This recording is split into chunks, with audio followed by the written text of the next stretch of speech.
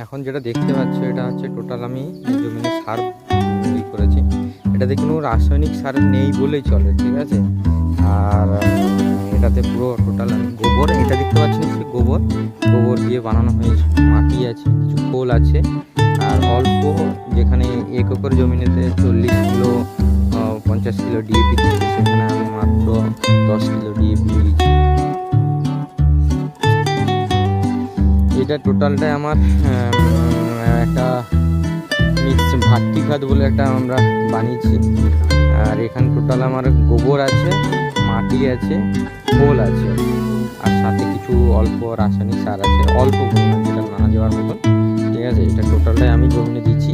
এটাই আমি বলেছিলাম যে রেসিডি ফ্রির উপরে আমি যে চাষ করছি টোটাল অর্গানিক। দেখেছো নিশ্চয়ই সার জমিতে যেভাবে সার না অল্প দিয়েও আমি যেভাবে মাছটা বানিয়েছি, চাষ করেছি, সে দেখতে পাচ্ছ।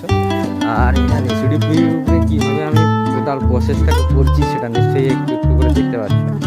অবশ্যই যদি ভালো লেগে থাকে নিশ্চয়ই ফলো করো চ্যানেলটাকে, আর সাথে সাথে লোক অন্যদের কাছে দিয়ে এটা শেয়ার করে দাও।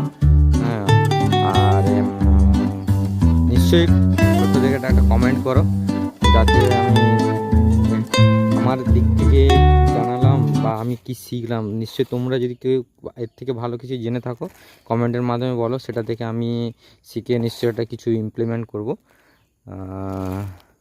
তো সবার লাস্টে আমি একটাই কথা বলবো, ফলো করো, শেয়ার করো।